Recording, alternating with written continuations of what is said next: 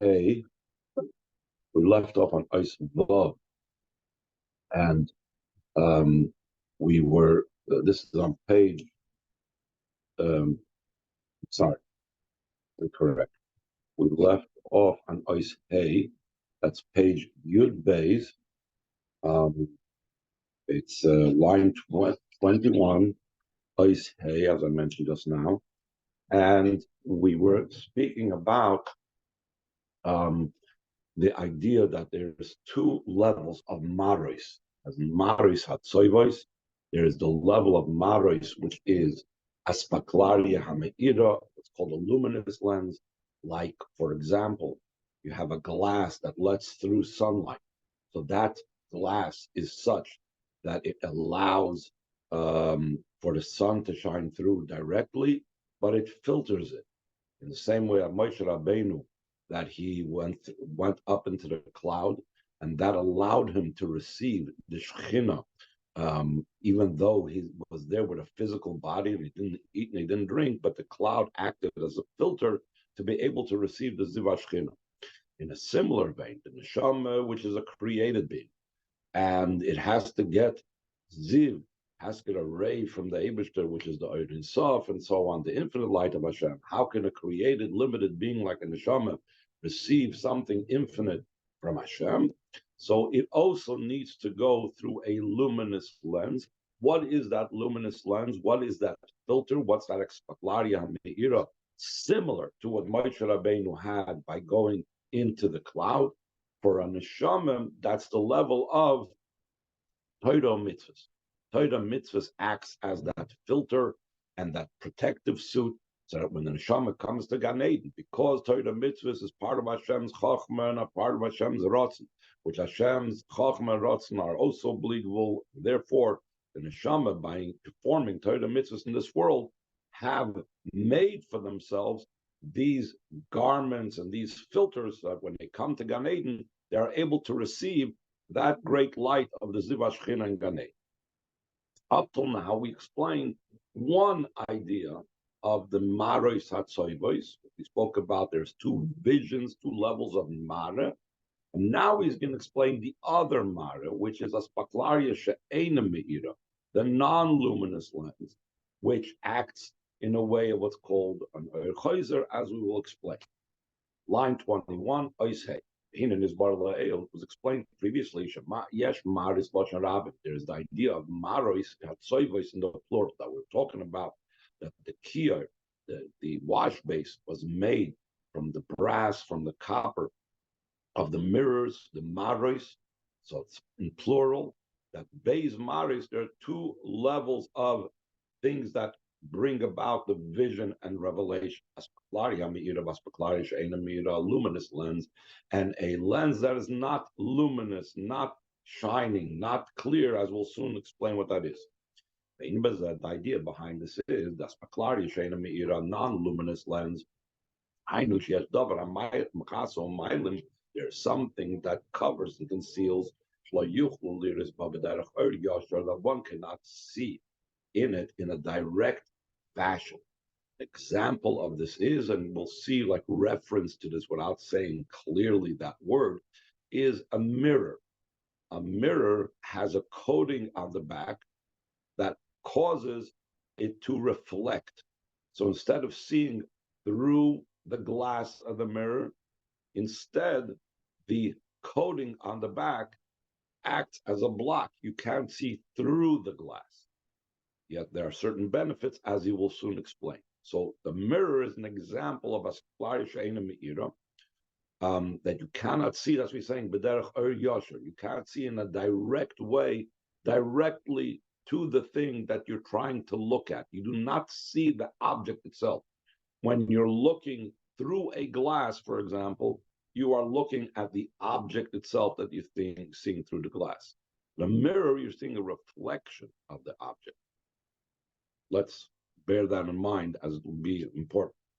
On the other hand, line 26, this this non-luminous lens does not completely conceal. This means the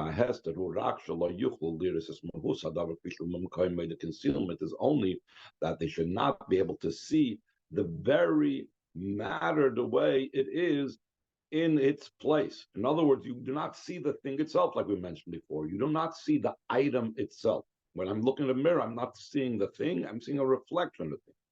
Top of page rather, what are we seeing over here? We're only seeing the form of it. We're only seeing, like we said, a reflection of it, something that indicates the thing. That's the effect of the covering that we have on the back of the mirror. We have a covering. There wouldn't have been a covering, a layer of reflective material on the back of the glass, so you'd be able to see directly through the glass to the objects on the other side of the mirror. But through the covering, through the layer that's over the back of the glass, so you see in a way of a rebounding light. You see what's bouncing back. That's what's literally happening. Instead of seeing the light on the object, you're seeing the light bounce off and return to you, and that's how you're seeing whatever is being reflected in the mirror. Yet not every type of blockage and covering in the back of the glass will turn into a mirror. Not everything will reflect and cause the Oir Chayzer to emanate. Yet, a kisui tzarech is kisui dak. This covering has to be a fine, a subtle, a like shiny type of covering. If it'll be a coarse, a very non-type of shiny material, then it will absorb the light instead of reflect the light and send it back as a returning light, or chayzer. To such a degree, you will not even know that any light is being absorbed over here, like the expression used, he's borrowing the pasuk that says concerning the cows in Pari's dream, that the skinny cows swallowed the fat cows, and you couldn't even tell. The same thing when the material is a coarse material, it's not a shiny, subtle type of material, the light just becomes absorbed and doesn't reflect it back. Line 7, if it would be a coarse material on the back layer of the glass, so then it would be completely concealing. But if there's a subtle, a fine material on the back of the glass, the covering does not completely cover over. One could see in a way of a rebounding light. In addition to this, in a non-luminous lens, there's also an advantage over a luminous lens. In our case, just to bring the example of a mirror, the Rebbe is saying over here, has an advantage over clear glass. Even though clear glass, I'm seeing the item itself. That's much better than just seeing an image, a form of the item, dumus, than seeing a reflection of it. Yet there's an advantage in a reflection that I do not have when I am looking directly at the item through a glass. How is that so? In a non-luminous lens, in our case, a mirror, a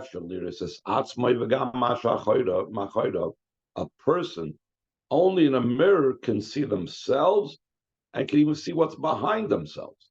But when a person is looking through a glass, he can only see forward. He cannot see himself. He cannot see what's behind him. That through a direct light, through a direct vision, one cannot see themselves and cannot see what's going on behind them. But this will also be understood. What the Gemara answered a very interesting question that contrasted the nevuah of Yeshaya Hanavi and the nevuah of Moshe Rabbeinu. Mashakos be Yeshaya Eres Hashem. That it says by Yeshaya Navi that I saw Hashem. One of his visions and one of his nevuahs, he describes how he saw Hashem. And the Gemara, after Moshe Rabbeinu said that in calling Hashem, no person can see me and live. So how could it be that Moshe Rabbeinu, who was the ultimate and highest of all the Nevi'im, was not able to see Hashem? And Hashem told him that you can't survive seeing me. And Yeshaya Navi, who was definitely not on the level of Moshe Rabbeinu in the Nevuah, he was able to see Hashem. So the Gemara's response is about the aspaklaria ha'meira or the aspaklaria she'eina meira. When Yeshaya Navi saw, he did not see it with aspaklaria ha'meira of Moshe Rabbeinu, which then would have endangered him. He saw Hashem through a non-luminous lens. Let's see it inside. Line 16. Since all the Nevi'im looked at Hashem through a non-luminous lens, and Moshe Rabbeinu looked at Hashem through a luminous lens. So what does that mean? His gain was also his loss. The fact that he was looking directly at Hashem meant he couldn't see Hashem himself. And then, Chas Shalom, he would have seen Hashem himself, but Yeshaya Navi, that was looking like at a reflection of Hashem, he was able to see. Similar, that through the concealment and covering of the non-luminous lens, one could see also what one cannot see with a luminous lens. An example of this is that one can, for example, not look directly at the sun. Person looks directly at the sun, they will be endangering their sight, chas v'sholom. But sometimes on the ground, when it's raining, after the clouds move away, you can see a reflection in a raindrop on the ground. You could see a reflection of the entire sun. So it's an interesting thing. One person could say, you can't look at the sun. And another person says, I saw the sun. The first person is talking about looking at the sun directly, Aryasha. And the second person that saw the sun is talking about looking at the sun on the raindrop. He saw the sun, but he saw a reflection of the sun. Therefore, he's able to see what the person that's looking directly cannot see. The same thing in Yeshaya Navi. It's also similar to some of these contraptions that they use for an eclipse. They also say it's dangerous to look directly at it, but they have all these contraptions with mirrors and such that you can look at the eclipse because it's being reflected and it's not going. I believe that's how it work. You're not looking directly at it. So when you're not looking directly, when you have the non-luminous lens, you have the benefit of being able to attain things that you cannot attain with the Splaria Hameira. And that is line 21. He explains because the advantage of the rebounding light, like Chassidus always speaks about, that a returning light, a rebounding light, has in it something that others do not have. That this is something that the direct light does not have. So even though Aspaklari Hameira is higher, but you can attain things, but the Spaklari She'ena Meira, that's sometimes in some ways unattainable through direct. Now, before when we explained the Spaklari Meira, we explained what is that navoid of a person. In the avoid of a person, Spaklari Meira means the Torah mitzvahs. The Torah mitzvahs becomes that filter through which he can perceive and get Elikus in Gan Eden, the infinite level of the Eibishter in Gan Eden. What is a Spaklari She'ena Meira? So he's going to explain a very interesting thing. Oyer Chayzer means when the light bounces off, when there's something that is blocking the light, and you get the light bouncing off of that, that's the Spaklari She'ena Meira. Let's see what that is. in the person and in the person's avoid. Line 23, page Yud Gimel. You line 23, bottom of Yud Gimel. The explanation, the matter of the non-luminous lens in the avoid of a person who in the avoid of the helmet of Shabbat is. It's the light that shines through our avoida by the concealment of the animal soul. The animal soul becomes that thing that blocks from going directly to godliness, but causes a rebounding light to occur. The concealment of the nefesh habahamis is something that conceals the light. It's not a very powerful and very coarse covering. The nefesh habahamis has it also good. We know the nefesh habahamis of a yid comes from Kudas Noiga. Kudas Noiga hasn't it good and hasn't it bad. And we have in Perek Aleph and Tanya that he says there's midas toivus, good attributes in the nefesh habahamis that comes from the toiv shebenoiga. So therefore, being that it's not sholosh ksat meis, it's not total bad.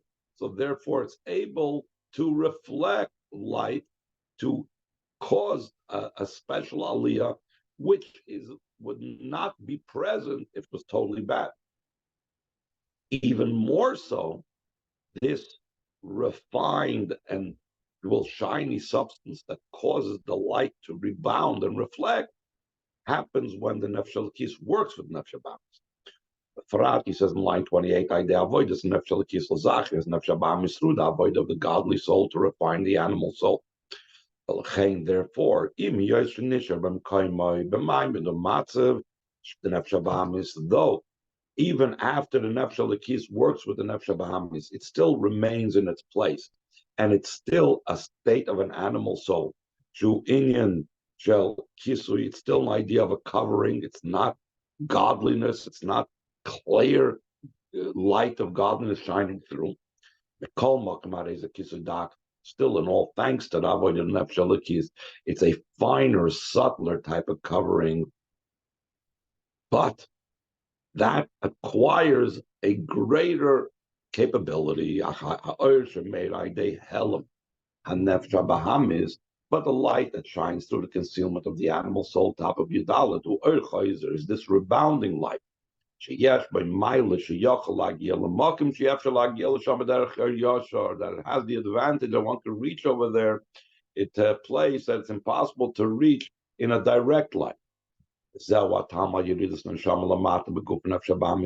reason why the neshama descends down here below in the body and the animal soul. Is a great descent. As we mentioned earlier in the Maimer, the neshama comes from the level of rakia, and in truth, the rakia came from before that. And if you go the source higher than that, it came from the water that solidified and became rakia. And the truth is, it even came from the level of light, which became mayim, which became rakia. And it reaches so high that the neshama nefesh elokis comes from all the way, not just from oir the way it's in Seder Ishtalshlus, but the oir that's before the tzimtzum.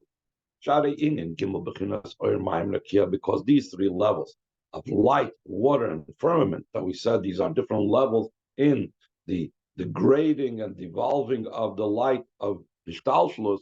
Yes, Nagam Koidim Tzimtzum is also to be found before the Tzimtzum. Gam Kifishu Koidim Tzimtzum in the Sherish Neshama B'chinas Ha'or, also the way it's before the Tzimtzum. So the root of the Neshama is in the level of light as well. So it's not just that it's say the Ishtalshus after the Tzimtzum, the Neshama comes from Rakia, and not just it comes from Rakia, it comes from the level of water, but not just that it comes from the level of water, it comes from the level of oil, but even in the oil itself before the Tzimtzum, that has the root levels of oil, Maim, Rakia, the Neshama comes from the highest place from the level of oil.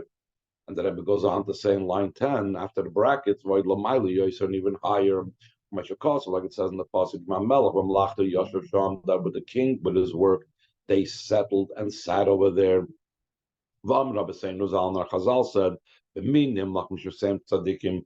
Who did Hashem consult he consulted the neshamas of tzaddikim in his work, meaning in the creation of the world. So even before any process of creation began, already the neshamas of tzaddikim were existing over there. And oir is even the level of oir, and even on the level of lifnei tzimtzum, that's already a beginning of the creation process.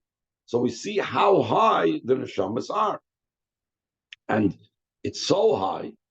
And what happened? It went so low. From that high place, it descended down here below in a body and an animal soul. This is a very great descent. Still in all. It's worthwhile, this entire descent, for the ascent that's going to occur through this descent. That the descent is for the sake of an elevation. Now, since the neshama came from so high, and you're saying that the descent is for the sake of an ascent, that means it has to go to a place even higher than where it came from. So he says, we're forced to say that the ascent and where it goes up to is the place that's even higher than the root of the neshamas, higher than the level of oir, higher than the level of Hashem consulting the neshamas of tzaddikim in the creation process. So he explains how is that so. Line 18, the concept behind this is the level of the firmament, which is aglidumaya. We said before, it's the water becoming solidified. Ubagvol, that's obviously limited. It's finite. It has a boundary. Even the water, that water in the spiritual sense shows that it has no, it's always flowing. That means you can't, it's not boxed in. It has no limitations on their own. When they are susceptible to limitation because they change according to the measure and the form of the vessels. You could put them in a vessel, you limit them. The vessel has a certain color, so then the water looks like a certain color, so they're susceptible to change and limitation to Hagbola. Now let's go even higher. How about oil? Even the level of light that is completely poshut, is non-adulterated, limited, its simplicity itself without boundary totally. The kol makom still in all the yoisai, or because it is light, we must say there's some type of boundary to it. There's some type of definition to it.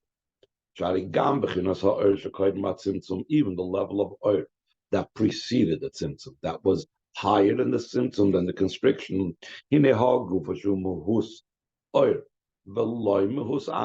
very fact that its being is a being of light, and it's not some other being. Page well, that itself defines it. This itself shows that it is a limited thing. It's a defined thing. It has boundaries to it.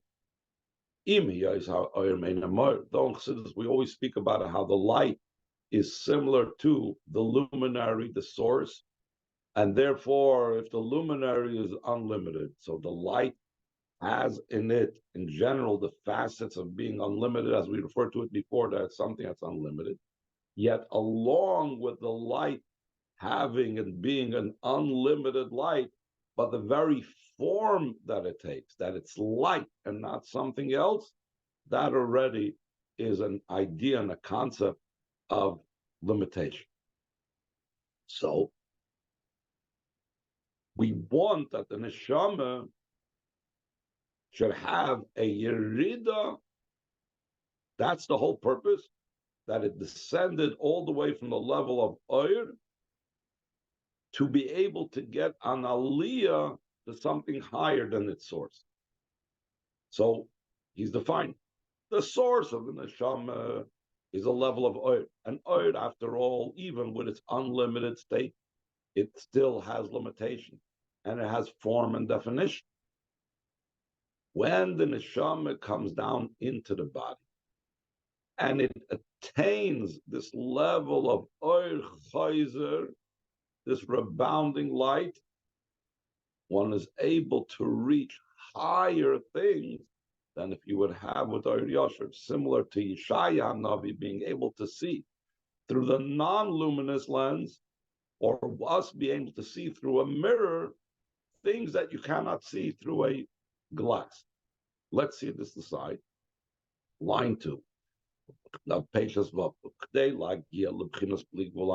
be able to reach the true level of bleeding. It's only through the descent of the neshama in the body, in the animal soul, that they are opposites of godliness. The reason for that is, how could that be? How could it be? It seems to be counterintuitive to be able to reach a level that's completely beyond even the source of neshamas. It has to come down to a level that's the opposite of godliness.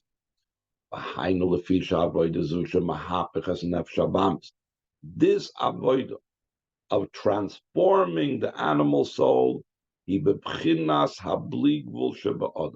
this is the infinite component of the person. A person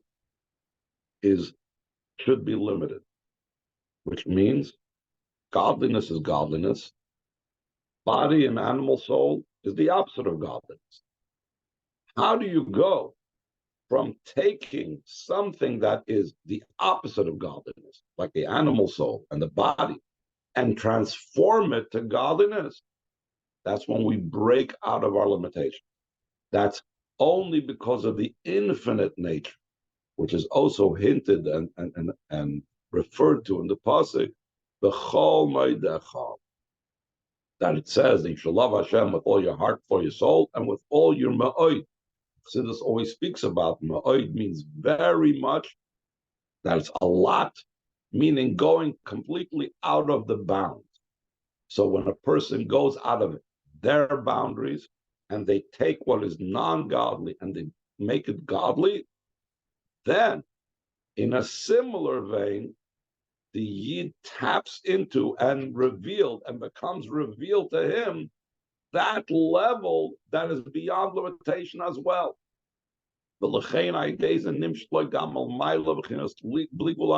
Therefore, it comes down to him also from above, the true level of Bleagwool, because he did his work of Bleagwool. He did what a human being does as far as Bleagwool is concerned. Therefore, since he did what is called in the human terms going out of boundaries, so Hashem repays him in kind to bring down the true out of bound of Hashem. Because the measure of Hashem is measure for measure. So when I break out of my boundaries, though it's human boundaries, Hashem Kaviyachal gives also as well from his out of boundary level. Through the avodah of doing with all your ma'od, meaning breaking out of the boundaries, he reaches the true level of the Bleagwool, to Atzmusi is Baruch, that is Hashem's very essence, and that is what the person reaches with his level of being out of boundaries. Okay, we'll stop over here. Any questions?